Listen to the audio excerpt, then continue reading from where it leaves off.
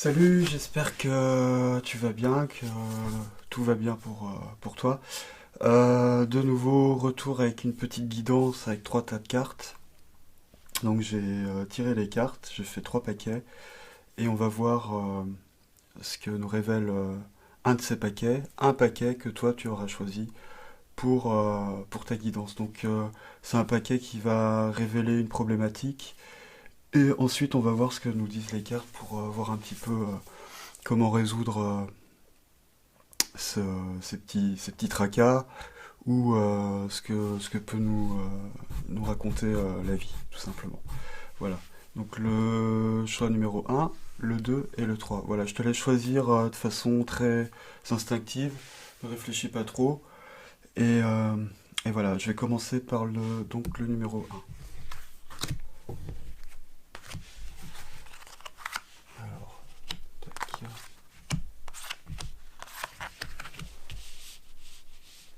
ok. Alors, on a les poissons, autorité, le pape, transformation. Ah, ok, d'accord. Donc, là tout de suite, je regarde ça, puisque en ce moment, avec ce qui se passe là, avec tout ce qu'on nous raconte à la télé, je fais un lien direct avec l'autorité, puisque je pense que les médias sont vraiment enfin, c'est même pas que je pense, j'en suis sûr, je le sais, que les médias sont sous autorité gouvernementale. Donc, voilà, alors. euh, L'autorité et le pape, c'est pas vraiment la même chose, puisque le pape, lui, conseille plus que dirige, hein. Ça serait plutôt l'empereur qui ferait preuve d'autorité. Euh, vous voyez, le pape, lui, il a une croix en main, il a un sceptre, il a pas d'épée, hein. Donc lui, il apporte les nouvelles, mais qui ne sont pas aussi directives que, qu'une entité autoritaire.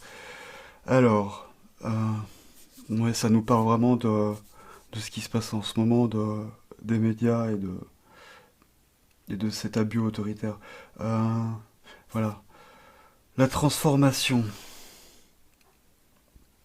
Donc nous, on nous conseille, face à cette propagande autoritaire, d'écouter notre, notre intuition et aussi d'écouter les messages qui sont donnés par des gens qui ne font pas, eux, preuve d'autorité, mais euh, de bonne parole, de bien-pensance, de bon sens, de vraiment de connaissances acquises avec le temps, avec les écrits des sages, tout ce qui peut nous amener à élever notre esprit pour arriver à une transformation intérieure et, euh, et surpasser en fait ce diktat qui nous est imposé par la télévision.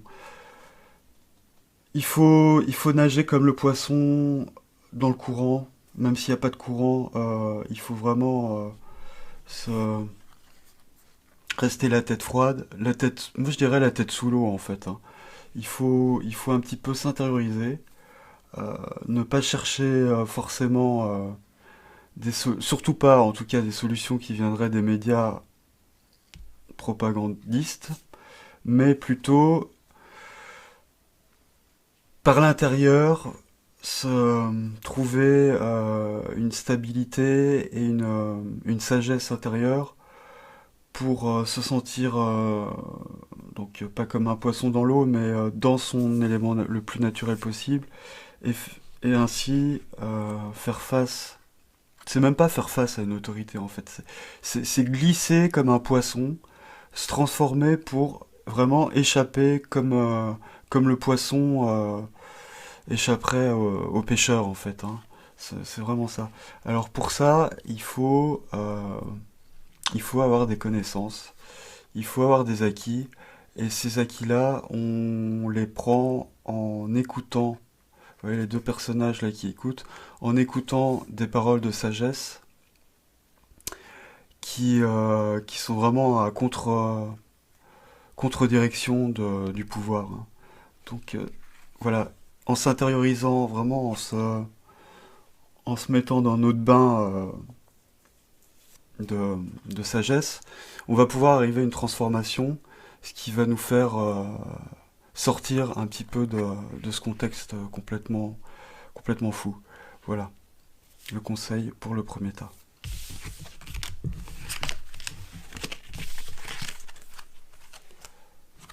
Alors, le tas numéro 2.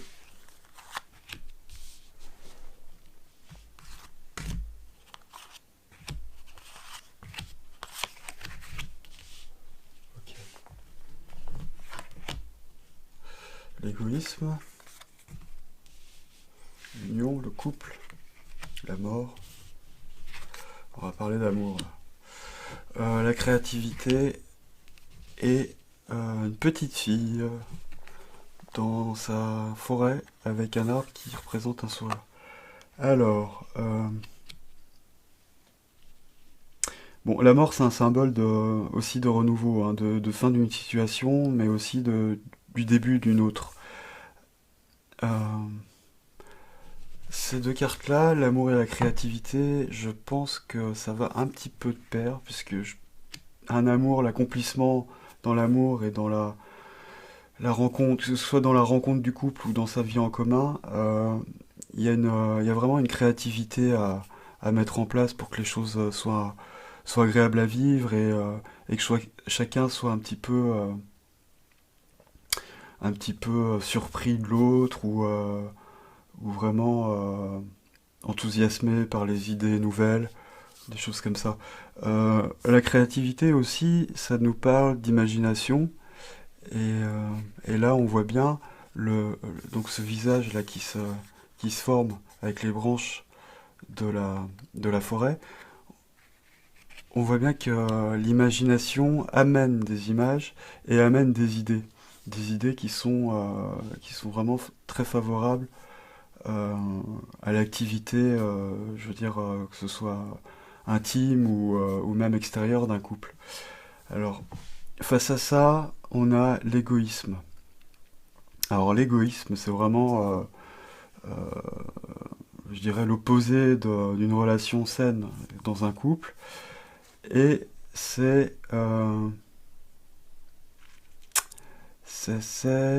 pas la mort, non. La mort, elle est là vraiment pour nous dire qu'il y a quelque chose qui s'arrête. Donc, je pense que si vous êtes dans une relation de couple, vous souffrez de votre partenaire d'égoïsme, que ça manque de créativité, que ça manque de choses nouvelles, de choses à voir ensemble, de je sais pas moi, de tout ce qui est vraiment créatif et imaginaire. Je pense, il faut passer à autre chose. Il faut vraiment changer les choses. Il faut pas rester dans cette situation trop terre à terre et trop ennuyeuse. Il faut qu'il se passe quelque chose pour changer la relation. Donc vraiment, il faut vous investir si vous avez envie de rester avec cette personne-là, malgré que ce soit peut-être une personne égocentrique, égoïste ou quoi que ce soit, il faut, il faut changer quelque chose de façon radicale et amener des idées nouvelles, vraiment du piquant dans la relation, et puis partager des moments ensemble à, à se retrouver, je sais pas, dans la nature, à regarder ce qui se passe, à avoir des choses en commun, à s'émerveiller de, vraiment de plein de choses et d'avoir des idées communes ou des visions communes, hein, par la créativité. S'il y en a un des deux qui voit quelque chose, il dit tiens regarde, t'as vu, on dirait, tu vois cet escargot là qui monte le truc, c'est dingue comme il va vite, on dirait je sais pas moi, qu'il est poussé par la petite fourmi qui serait derrière. Vous voyez, vraiment quelque chose de très léger, hein, des choses qui peuvent être comprises à deux. Et voilà, mais l'égoïsme, oui, dans une relation de couple, c'est sûr que c'est fatal, hein. C'est fatal comme la mort, Si vraiment il y a pas de créativité ou d'originalité qui se met en place, dans le couple, il y a un changement radical à faire. Voilà, pour le 2.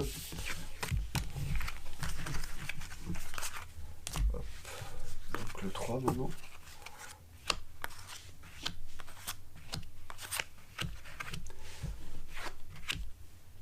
La fuite. La petite fille.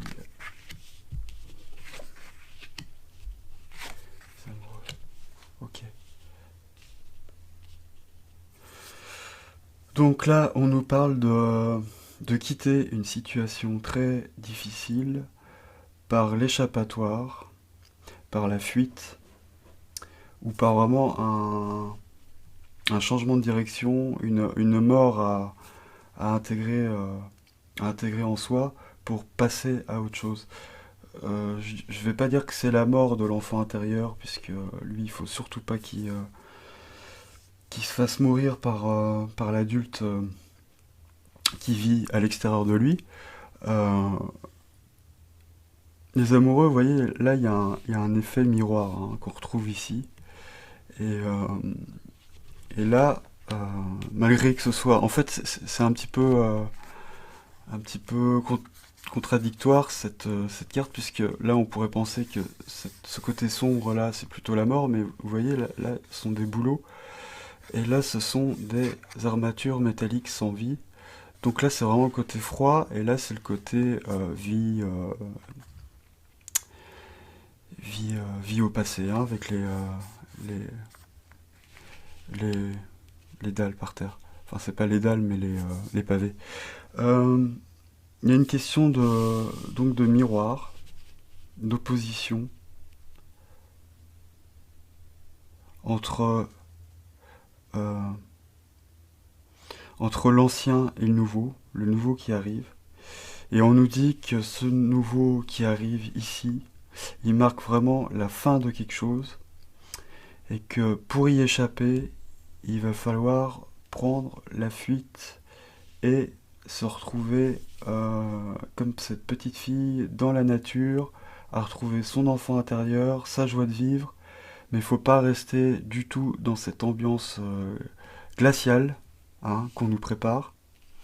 Il faut vraiment faut se regarder dans le miroir, comprendre ce qui se passe, accepter que les choses ne soient plus comme avant, et à mon avis, fuir, hein, quitter en toute sagesse ce, ce monde-là glaçant qui arrive pour vraiment se retrouver, vous voyez, dans un petit village de campagne, avec tout, s'entourer de tous les petits êtres de la nature. Vous voyez, hop, je vous le mets là. J'espère que ça fait la mise au point.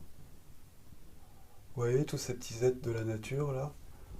Vraiment se rapprocher de la nature, avoir des compagnies amicales comme ce petit chien, et, euh, et vraiment s'extraire de l'opposé, hein, qui ressemble quand même à la mort. Hein. On voit des roses ici à terre. Ça sent la mort, ça sent la mort ici. Donc pour ça, il faut fuir. Il faut regarder vraiment, accepter le changement tel qu'il est et partir à la campagne pour, euh, pour retrouver une joie de vivre et fuir tout ça. Voilà, j'espère que ça vous aura parlé un petit peu, que ça vous aura aidé. Et je vous dis à bientôt, ciao.